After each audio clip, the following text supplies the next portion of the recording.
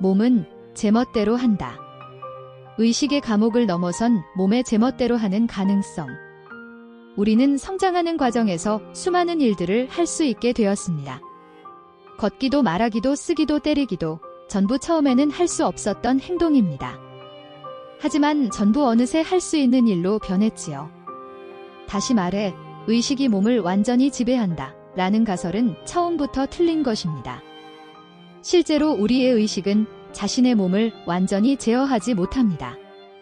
그리고 그렇기 때문에 우리는 새로운 일을 습득할 수 있습니다. 우리가 태어난 순간부터 현재에 이르기까지 우리의 몸은 놀라운 변화와 발전을 거듭해 왔습니다. 옹알이조차 서툴렀던 아기는 유려한 언어를 구사하고 비틀거리던 걸음마는 능숙한 보행으로 서툰 손짓은 정교한 예술 작품을 창조하는 능력으로 확장됩니다. 이처럼 명백한 성장의 과정을 통해 우리는 수많은 할 수 있는 영역들을 획득하지만 역설적이게도 이러한 변화의 이면에는 의식이 몸을 완벽하게 통제한다는 일반적인 믿음과는 다른 메커니즘이 작동하고 있음을 이 책은 지적합니다. 우리의 의식은 때때로 몸의 움직임을 완벽하게 예측하거나 제어하지 못하며 바로 그 예측 불가능성과 의식의 불완전한 지배 덕분에 우리는 끊임없이 새로운 능력을 탐구하고 습득하는 존재로 나아갈 수 있는 것입니다. 성장을 통한 할 수 있음의 획득과 의식의 불완전한 지배. 저는 지금까지 장애나 질병과 함께 살아가는 분들로부터 할 수 없는 것의 가치를 배워서 그러한 이분법을 상대화하려고 노력했습니다. 그분들의 이야기에는 우리의 상상을 아득히 뛰어넘는 몸의 가능성과 합리적으로는 설명하기 어려운 개개인의 고유성이 가득했습니다. 그런데 이공계 연구자들과 함께 연구하면서 저는 할 수 있다도 꽤 재미있다고 생각하게 되었습니다. 공동 연구에서 제 눈앞에 펼쳐진 것이 실은 제가 할 수 없다를 매개로 찾으려 했던 생각대로 되지 않기에 생겨나는 가능성과 같은 것이었기 때문입니다. 오랫동안 인간의 다양한 측면, 특히 할 수 없는 것의 의미와 가치를 탐구해온 저자는 장애와 질병을 가진 이들의 삶의 경험 속에서 깊은 통찰을 얻었습니다. 그들의 이야기는 종종 우리의 상상력을 초월하는 몸의 적응력과 논리적인 설명만으로는 포착하기 어려운 각 개인의 독특한 존재 방식을 드러냈습니다.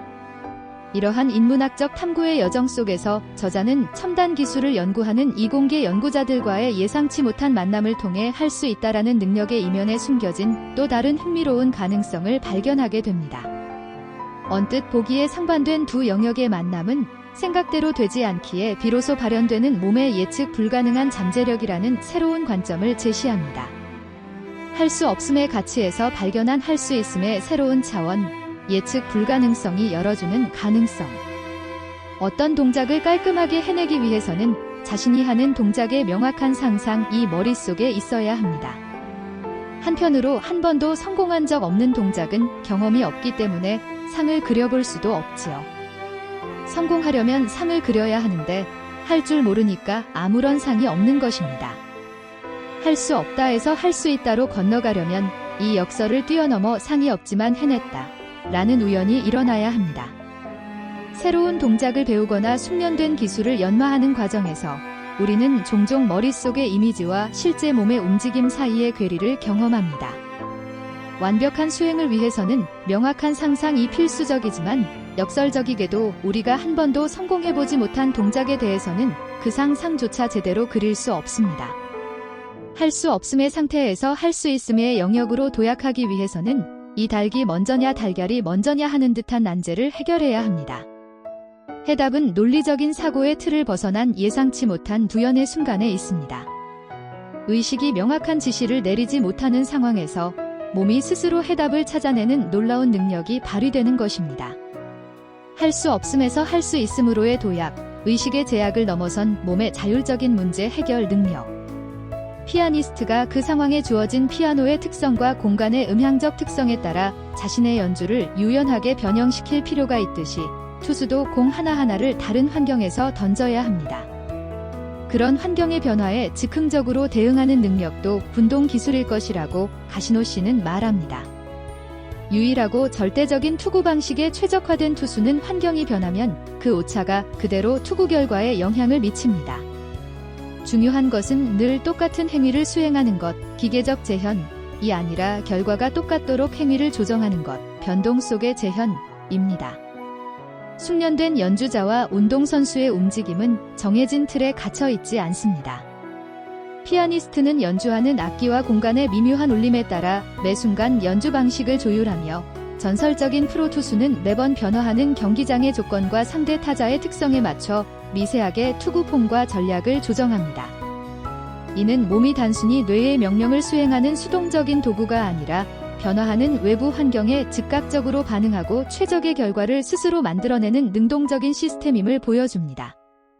중요한 것은 완벽하게 동일한 동작을 반복하는 기계적 재현이 아니라 다양한 변화 속에서도 목표한 결과를 일관되게 달성하기 위해 몸이 스스로를 미세하게 조정하는 변동 속의 재현 능력인 것입니다. 변화하는 환경에 대한 몸의 즉흥적인 대응 능력과 변동 속의 재현의 중요성.